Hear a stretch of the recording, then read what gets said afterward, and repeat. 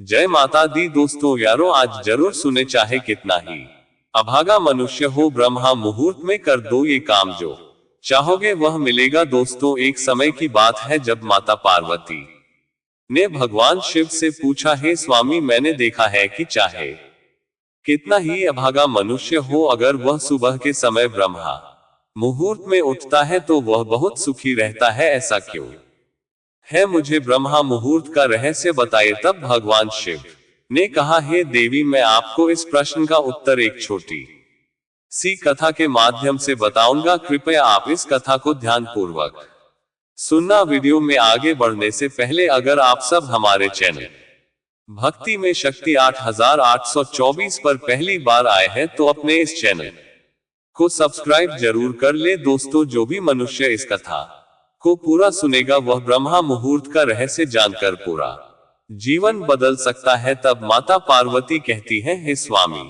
आप कथा को कहिए, मैं इसे ध्यान पूर्वक सुनूंगा। फिर भगवान शिव कथा को सुनाना प्रारंभ करते हैं। बहुत समय पहले की बात है, काशी में मृत्युंजय नाम का एक लड़का रहता था। वह लड़का बहुत ही अच्छा था, लेकिन उसकी एक गलत आदत थी, वह देर तक सोता रहता था। सुबह उसे जगाने के लिए घर वाले कई प्रयास करते थे, परंतु वह रोजाना सुबह देर तक उठता था। वह लड़का कभी भी 10 बजे से पहले नहीं उठता था। उनके परिवार वाले कितनी भी कोशिश करते थे, लेकिन वह लड़का जल्दी नहीं उठता था। जब वह बालक था तब परिवार वालों ने सोचा कि जब ये बड़ा हो जाएगा तो इसकी आदत में सुधार हो जाएगा।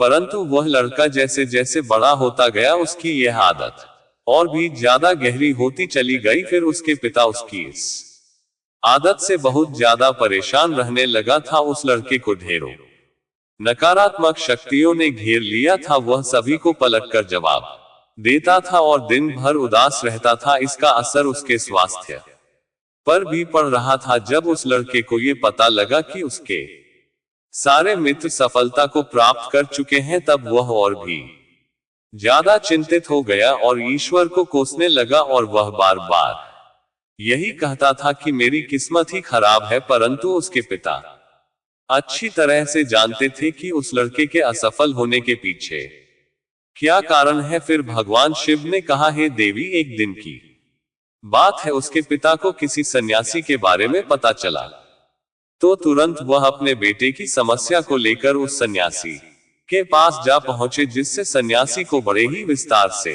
अपने बेटे की आदतों के बारे में बताया। फिर सन्यासी ने कहा कि कल आप अपने बेटे को इस आश्रम में आने को कहना।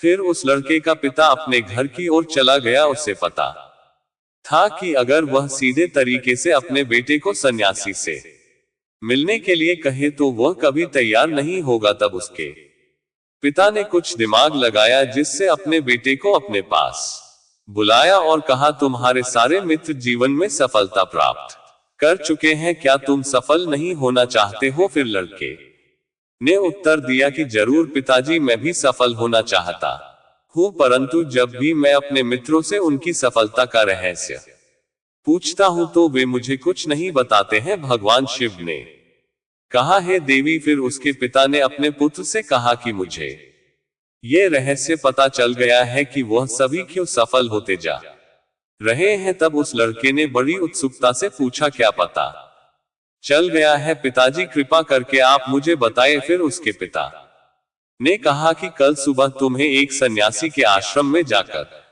उनसे मिलना है। यदि तुम वहां पर समय से पहुंच गए तो वह सन्यासी तुम्हें ऐसा मंत्र बताएंगे जिससे तुम सफल हो जाओगे। परंतु एक समस्या है। लड़के ने पूछा, क्या समस्या है? तब पिता ने कहा कि जब तक तुम सोकर उठोगे तब तक सन्यासी से मिलने का समय समाप्त हो जाता है। फिर उस लड़के ने कहा कि पिताजी, मैं कल पूरी रात जागता रहूंगा और सुबह सन्यासी से मिलकर आऊंगा। फिर उसके पिता ने कहा कि ठीक है, तुम वहां जाकर उस सन्यासी की आज्ञा को मानना। पिता की बात सुनकर वह लड़का बहुत अधिक खुश हुआ। जीवन में पहली बार रात्रि में वह जागता रहा, परंतु थोड़े ही समय में उसे नींद आ गई और वह सो गया। फिर अगली सुबह जब वह उठा तो उसे पता चला कि सन्यासी से मिलने का समय समाप्त हो चुका था। उसके पिता ने लड़के की तरफ देखा और कहा कि तुम जीवन में कभी सफल नहीं हो पाओगे, जाओ और जाकर सो जाओ। जिससे पिता की ये बात सुनकर उस लड़के को बहुत दुख हुआ। उसने मन ही मन स्वयं को चुनौती दी कि कल सुबह वह सन्यासी से मिलने अवश्य जाएगा। उसने अपने पैर में एक छोटा सा घाव बना लिया, जिससे दर्द के कारण उसे रात भर नींद नहीं आई और उन्होंने पहली बार सूर्योदय से पहले उठा था और वह तुरंत ही तैयार होकर सन्यासी से मिलने के लिए चला गया। लड़का जैसे ही सन्यासी के आश्रम में पहुंचा तो वहां पर उसने देखा कि सन्यासी और उसके सभी शिष्य ध्यान लगाकर बैठे हुए थे। फिर जब ध्यान का समय समाप्त हुआ तब लड़का उस सन्यासी के पास पहुंचा और उन्हें प्रणाम करते हुए बोला कि आपके पास कोई ऐसा मंत्र है जिससे मैं सफल हो सकता हूं, कृपया करके मुझे वह मंत्र बताएं। मैं भी अपने मित्रों के समान सफल होना चाहता हूं और अच्छा जीवन जीना चाहता हूं। दोस्तों, भगवान शिव ने माता पार्वती से कहा, हे देवी। फिर सन्यासी मुस्कुराए और बोले, अच्छा तो तुम वही बालक हो, तुम्हारे पिताजी मुझसे मिलने आए थे और उन्होंने तुम्हारे विषय में मुझे सब कुछ बता दिया था। मैं तुम्हें वह मंत्र अवश्य बता देता, परंतु फिर अब लड़के ने जैसे ही परंतु शब्द सुना तो लड़का घबरा गया। उसने पूछा, परंतु क्या गुरुदेव? तब सन्यासी बोला, मैं तुम्हें वह मंत्र बताऊंगा, परंतु अगले 21 दिनों तक तुम्हें मेरी आज्ञा माननी होगी। मैं तुम्हें वह मंत्र 21 दिनों के बाद बताऊंगा। तब तक मैं तुमसे जो भी कार्य कहूंगा तुम्हें वह करना होगा। यदि तुम असफल हुए या कार्य के बीच से तुम्हारा संकल्प टूट गया तो उस मंत्र का असर नहीं होगा। फिर दृढ़ निश्चय के साथ उस लड़के ने कहा कि मुझे आपकी सारी आज्ञा स्वीकार है। मैं अगले 21 दिनों के लिए आपका दास हूं। आप जो भी कहेंगे मैं वही कार्य करूंगा। मुझे केवल और केवल उस मंत्र के बारे में जानना है और मुझे भी सफल होना है। दोस्तों, फिर भगवान शिव ने कहा, हे देवी। सन्यासी ने उस लड़के से कहा कि ठीक है, कल से तुम्हारा कार्य शुरू होगा, तुम इसी आश्रम में निवास करो। तब वह लड़का आश्रम में निवास करने के लिए तैयार हो गया। सन्यासी ने कहा कि यहाँ रहते हुए तुम्हें ब्रह्मा मुहूर्त में उठना होगा और दूसरे शिष्यों की तरह ध्यान और तप करना होगा। साथ ही आश्रम के काम में भी सहायता करनी होगी। ध्यान रहे, ये संकल्प टूटना नहीं चाहिए। अब वह लड़का सन्यासी की बात से सहमत हो गया और अगले दिन से उसके कार्य के दिन की शुरुआत थी। इस बार उसने दृढ़ निश्चय किया, परंतु 1 सप्ताह बीतने के पश्चात ही उसका संकल्प टूट गया और वह 8वें दिन देर तक सोता रहा। जब वह नींद से जागा तो उसने कहा कि मुझसे कितनी बड़ी भूल हो गई है। फिर वह रोते हुए सन्यासी के पास पहुंचा और कहने लगा कि हे गुरुदेव, मेरा संकल्प टूट गया, अब मैं जीवन में कभी सफल नहीं हो पाऊंगा। फिर सन्यासी ने उसे समझाते हुए कहा कि एक बार फिर से शुरुआत करो, फिर से संकल्प करो। तब फिर लड़के ने सन्यासी से पूछा कि सुबह उठना इतना आवश्यक क्यों होता है और यहाँ पर सभी लोग इतने जल्दी क्यों उठ जाते हैं? तब सन्यासी ने लड़के को समझाते हुए कहा कि सुबह यानी ब्रह्मा मुहूर्त में उठने के पीछे बहुत बड़ा विज्ञान छिपा हुआ है। लड़के ने कहा कि कृपया मुझे वह विज्ञान बताने की कृपा करे। फिर सन्यासी ने कहा कि रात्रि को 4 पहर में बांटा गया है। पहला रुद्रकाल, जिसका समय शाम 600 बजे से लेकर 9 बजे तक होता है। दूसरा राक्षस काल, जिसका समय रात्रि 9 बजे से 12 बजे तक होता है। तीसरा गंधर्व काल, जिसका समय रात्रि 12 बजे से 3 बजे तक होता है। और सबसे अंत में जो पहर आता है उसे मनोहर काल कहते हैं। इस समय को ब्रह्मा मुहूर्त या अमृत बेला के नाम से भी जाना जाता है। इसका समय भोर ब्रह्मा मुहूर्त का समय रात्रि प्रहर के बाद और सूर्योदय से ठीक पहले का समय होता है। सुबह करीब 4 बजे से लेकर 5:30 के बीच तक के समय को ब्रह्मा मुहूर्त कहा जाता है। सुबह को उठते ही या फिर ब्रह्मा मुहूर्त में भूलकर भी भोजन नहीं करना चाहिए। स्वास्थ्य के लिहाज से भी ऐसा करना शुभ नहीं माना जाता है। ये वह समय होता है जब पूरे संसार की नकारात्मक शक्तियां निष्क्रिय अवस्था में होती है और सकारात्मक शक्तियां सक्रिय होती है। ब्रह्मा मुहूर्त अर्थात देव मुहूर्त ब्रह्मा मुहूर्त का अर्थ देवताओं का समय होता है। इस समय देवता धरती पर विचरण कर रही होते हैं और जागृत मनुष्य पर उनका बड़ा ही सकारात्मक प्रभाव पड़ता है। ब्रह्मा मुहूर्त ऐसा समय होता है जिसमें मनुष्य का मस्तिष्क बिल्कुल खाली होता है, जिसमें किसी प्रकार के कोई विचार नहीं होते हैं, और जब इस समय व्यक्ति अपनी पुस्तक खोलकर पाठ का अध्ययन करते हैं तो उन्हें सब कुछ जल्दी जल्दी याद भी होता है और ये लंबे समय तक याद रहता है। यह ऐसा समय है जिसमें हम ज्ञान को समझने का प्रयास करते हैं। इस कारण आश्रम के सभी शिष्य और संसार में बहुत से ज्ञानी लोग ब्रह्मा मुहूर्त में ही उठ जाते हैं। प्राचीन काल में रोशनी का कोई स्रोत न होने के कारण लोग अपने दिन का समापन सूर्यास्त के साथ और आरंभ सूर्योदय के साथ करते थे। यह एक तरीका है जिससे मानव जीवन प्रकृति के साथ तालमेल बनाकर चलता है। दोस्तों, फिर भगवान शिव ने माता पार्वती से कहा, हे देवी, उस लड़के ने कहा कि ठीक है, मैं कल से अपना संकल्प फिर से शुरू करता हूं, परंतु ब्रह्मा मुहूर्त में उठकर मुझे क्या क्या करना चाहिए। तब सन्यासी ने कहा, ठीक है, मैं तुम्हें बताता हूं कि ब्रह्मा मुहूर्त में क्या करना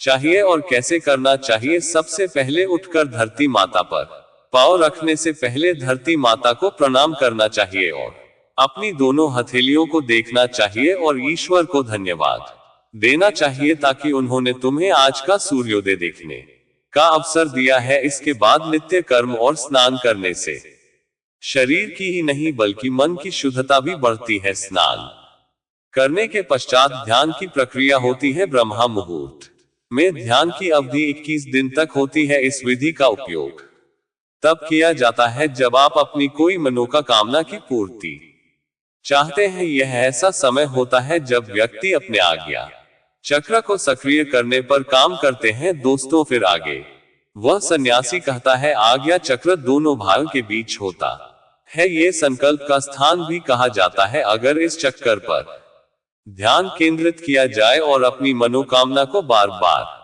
दोहराया जाए तो मात्र 21 दिनों के भीतर वह मनोकामना पूरी हो जाए। और अगर आपके मन में कोई अधूरी मनोकामना है और आप उसे पूरी करना चाहते हैं, तब सबसे पहले उस मनोकामना का स्पष्टीकरण कर ले। सबसे पहले ब्रह्मा मुहूर्त में स्नान के बाद एक ऐसा स्थान चुने जहां पर वायु का प्रवेश हो। ध्यान में शुद्ध प्राण वायु का होना आवश्यक होता है। ध्यान की मुद्रा में रीढ़ की हड्डी सीधी होनी चाहिए, साथ ही गर्दन भी सीधी होनी चाहिए। साथ ही सुखासन की अवस्था में दोनों हाथों को घुटनों पर रखकर आंखें बंद करके बैठ जाएं। फिर हाथों की मुट्ठी को बंद कर ले और 2 से 3 मिनट तक बिल्कुल शांत हो जाए। जब आपका शरीर स्थिर हो जाए और श्वास भी शांत हो जाए, तब उसके बाद अपना सारा ध्यान आज्ञा चक्र पर लगाएं। इस दौरान लंबी गहरी सांस ले और सांस को रोक कर रखें। इस समय आप अपने मन से इष्ट देव और देवी देवताओं और गुरुजनों का चिंतन करें। दोस्तों, फिर भगवान शिव ने कहा, है देवी, उस सन्यासी ने कहा, जब सांस को रोकना कठिन हो जाए तब धीरे धीरे सांस को बाहर की ओर छोड़े। सांस को नाक से भरें और मुख से बाहर छोड़े। इस प्रक्रिया को 3 से 4 बार प्रतिदिन दोहराएं। ऐसा प्रतिदिन करने से आपकी जो मनोकामना है वह अवचेतन मन तक अवश्य पहुंच जाएगी और इच्छा पूर्ति जल्दी होगी। ब्रह्मा मुहूर्त के समय ईश्वर की विशेष कृपा होती है और कोई भी व्यक्ति अपनी मनोकामना को इस समय दोहराता है तो उसकी इच्छा जल्द से जल्द पूरी